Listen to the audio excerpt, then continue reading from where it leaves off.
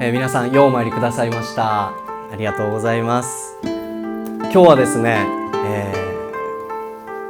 何のお話しようかなと思っていたんですが、自分を見つめるっていうことがいかに大切なのかということをね、少しお話ししたいなと思ってるんですけれども、人はですね、やっぱり目が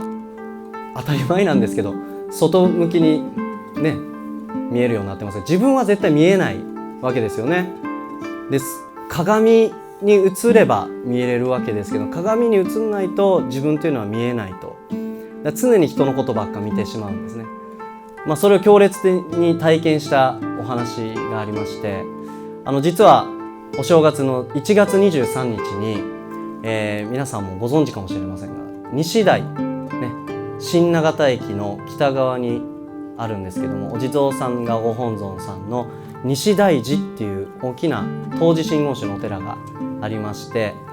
もう大親友なんですね、副住職と。で、毎年法要にその1月23日が初地蔵なんですかね、お地蔵さんの縁日で、大きな法要されてるんですけど、私も呼んでいただいて行って参ったんですけども、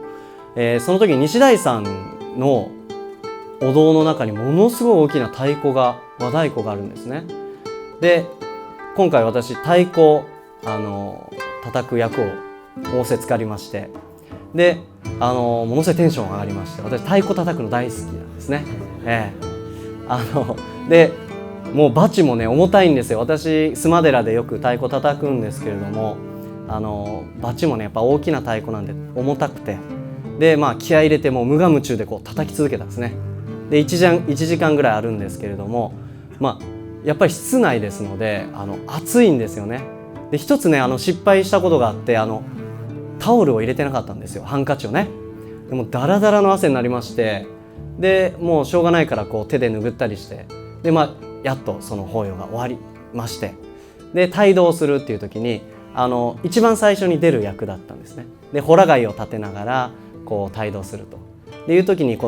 まさにこういう感じなんですが、お参りの人の間をねずっと通る時になんかすごく視線を感じましてね。で最近テレビ出たしなみたいなですね若干そんなこと思いながらですね、見てはるって思いですね、控室戻ったんですね。そしたら先輩がですね、どないしたんやお前って言われたんですよ。でいやどないしたも何もないですけど、大丈夫かって言われたんですね。で鏡見てこいって言われたんですよ。で何と思って鏡見たら顔面血だらけだったんですよ。叩きすぎて手が割れて血だらけの手で汗拭ってたんですよ。みんな心配して見てはったんやなと思って、決して私のこと知ってるから見てたわけではなくて、血だらけのお坊さんほら貝立てながら歩いて、おそらく旋律を覚えたんじゃないかと思うんですけど、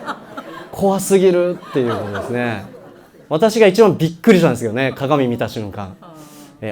そうかと、そういうことかと思ったんですけど、それぐらいですね、自分の姿見えないです。でやっぱりこの人から言われないと気づかない、これやっぱり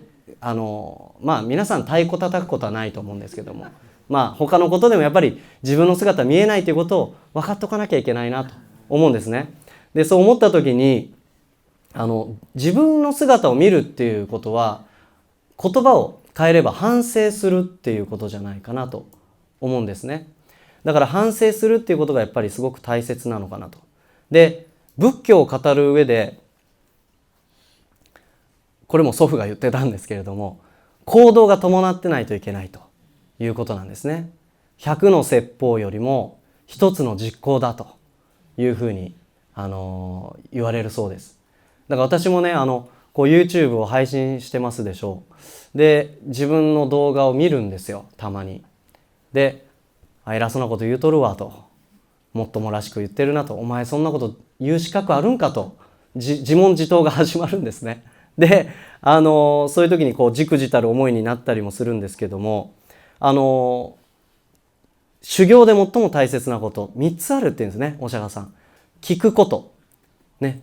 話し上手は聞き上手っていう言葉あるそうですけども、必ず人の話をちゃんと聞くと。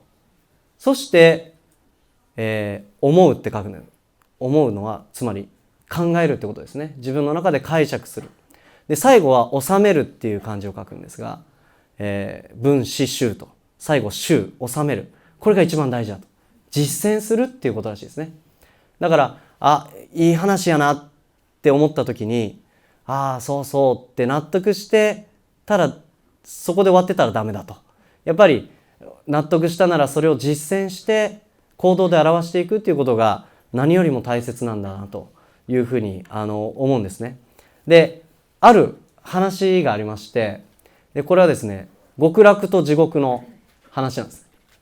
例え話ではあるんですけども、ある方が極楽に見学に行こうと言って見学に行ったんですって。でどんな素晴らしいとこなんかな極楽は、ね、お花が咲き乱れていてとか、そういうことを考えていったら、何のことはないただのお屋敷だったっていうんですね、お座敷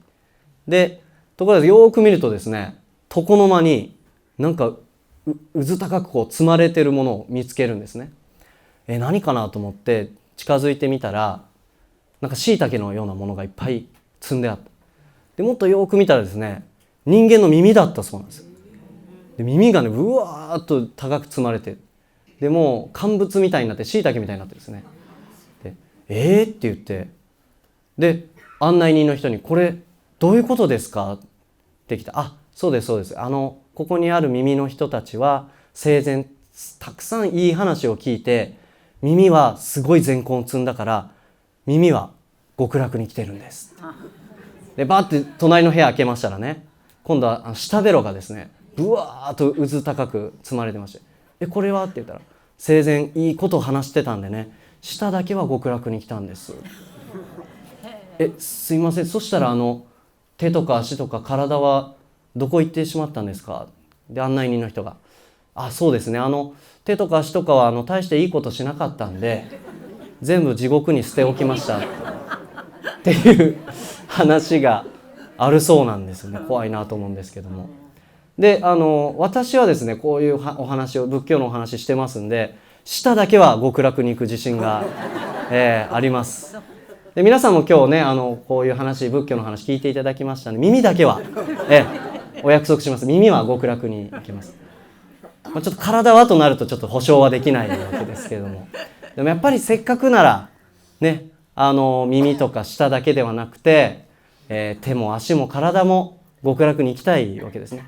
ということはさっきの話に通じるんですが、耳とか、聞くだけではダメ、話すだけでもダメ、やっぱり手と足を使わなきゃいけないんだっていう、それを教えてる例え話なんだなと私解釈したんですね。でもう今からでもねぜひその手と足を使って善根を積む、それを心がけていただきたいなって思うんですね。いやちょっと今からじゃあ手遅れかなと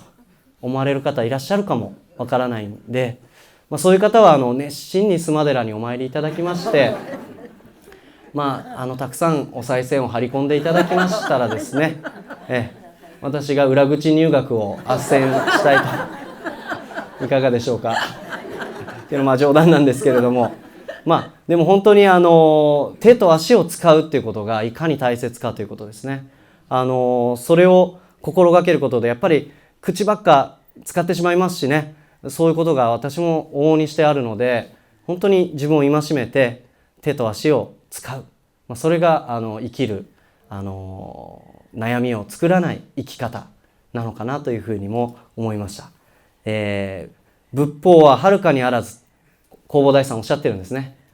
仏法遥かにあらず心中にしてすなわち近し。これどういうことかというと、仏さんとかね、仏さんの教えというのは遥か遠くにあるんじゃないんだよ。心中にしてすなわち近しっていうのはこの心の中に存在している、それに気づけるかどうかだっていうんですね。で気づくためにはどうしたらいいのか。我々生きてるとですね、知らない間にこの心の中に煩悩という名の埃や塵が溜まっていきます。これを払う作業をたまにしてあげなきゃいけないわけですね。お寺でも掃除します、雑草を抜いたりしますけれども、もう次の日になったらまた葉っぱは落ち、雑草は生えっていう連続です。我々の心もそうですね。払っても払っても塵は積もっていきます。だけれどもこの手とか足を動かすことによって少しでも心が保たれればですね、きっと自分の中の仏さんに出会うことができるんではないかなというふうに思います。ですのでぜひ手と足を動かす、善根を積む、これをぜひ実践していただけたらなと思います。今日はご清聴ありがとうございました。ようまりでございました。